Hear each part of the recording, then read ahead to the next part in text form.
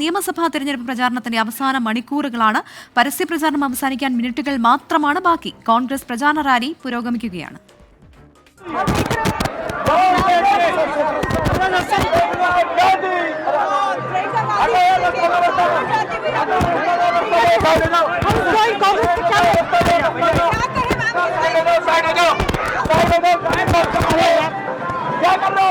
आप लोग थोड़ा पीछे हो जाइए प्लीज, थोड़ी देर के लिए आप लोग पीछे हो जाइए, आप लोग थोड़ा वेट ये पैदल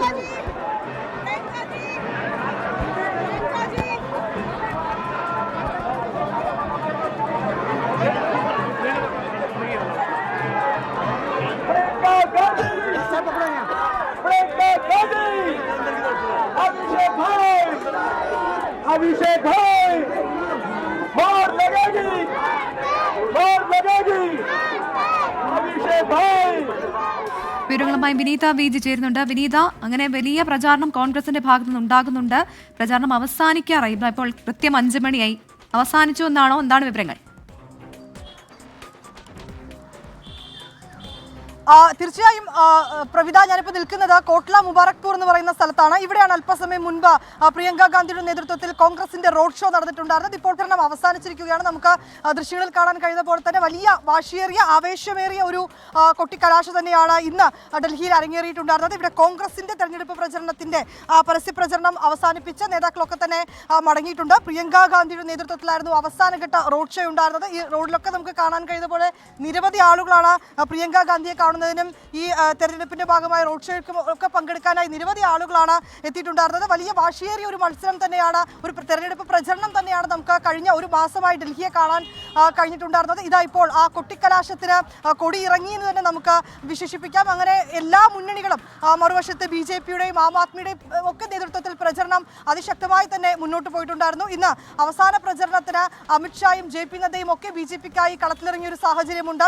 ആം ആദ്മിയെ സംബന്ധിച്ചിടത്തോളം അരവിന്ദ് കെജ്രിവാൾ എന്നൊരു ഒറ്റ പോരാളിയെ മുന്നിൽ നിർത്തിക്കൊണ്ടായിരുന്നു ആം ആദ്മിയുടെ പ്രചരണം മുഴുവനും നടന്നിട്ടുണ്ടായിരുന്നത്. ഇന്ന് മനീഷ് സിസോദിയുടെ ഒക്കെ നേതൃത്വത്തിൽ റോഡ് ഷോ ഡൽഹിയിലെ വിവിധ ഭാഗങ്ങളിലായി നടന്നിട്ടുണ്ടായിരുന്നു. വലിയ ആത്മവിശ്വാസത്തിൽ തന്നെയാണ് ഡൽഹിയിലെ 3 മുന്നണികളും ഉള്ളത്. ആളുകളെ സംബന്ധിച്ചിടത്തോളം, ജനങ്ങളെ സംബന്ധിച്ചിടത്തോളം അവർക്ക് വ്യക്തമായിട്ടുള്ള അഭിപ്രായം ഇക്കാര്യത്തിലുണ്ട്. അതെന്താണെന്നൊക്കെ നമുക്ക് ഫെബ്രുവരി 8-ന് ഈ തെരഞ്ഞെടുപ്പ് ഫലം വരുമ്പോൾ അറിയാൻ കഴിയും. എന്താണെങ്കിലും വലിയ ആത്മവിശ്വാസത്തിൽ തന്നെയാണ് 3 പാർട്ടികളും ഉള്ളത്. തുടർഭരണം ലഭിക്കുമെന്നൊരു വലിയ പ്രതീക്ഷയിൽ ആം ആദ്മി പാർട്ടി ഉണ്ട്. ഒപ്പം തന്നെ ആം ആദ്മി പാർട്ടി സൗജന്യങ്ങൾ നൽകി വീണ്ടും അധികാരത്തിലേക്ക് എത്തി.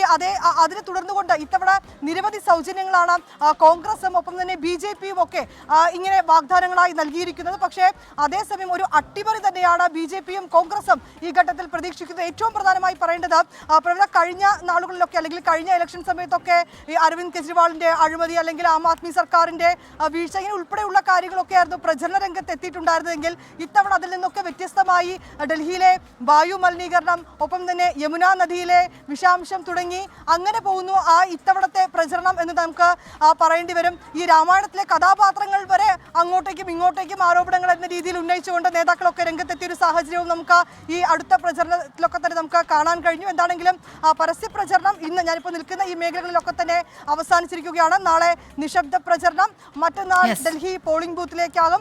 വലിയ ആത്മവിശ്വാസത്തിൽ തന്നെയാണ് എല്ലാ മുന്നണികളും ഉള്ളത്. BJPയെ സംബന്ധിച്ചിടത്തോളം ഈ അടുത്തിടെ അവതരിപ്പിച്ച കേന്ദ്ര ബഡ്ജറ്റ് നികുതി ഇളവൊക്കെ BJPക്ക് അനുകൂലമാകുമെന്നൊരു വലിയ പ്രതീക്ഷയിലാണ് BJPയും ഉള്ളത്. പ്രവിധ. ശരി വിനീത, എന്നാലും ഡൽഹിയിൽ അത്തരത്തിൽ വലിയ പ്രചാരണമാണ് കോൺഗ്രസ് നടത്തിയത്. സാധാരണ നമ്മൾ ഈ പരസ്യ പ്രചാരണം അത് അവസാന ദിവസം എത്തുമ്പോൾ കേരളത്തിൽ കാണുന്ന അത്ര വലിയ പ്രചാരണം കാണാറില്ല.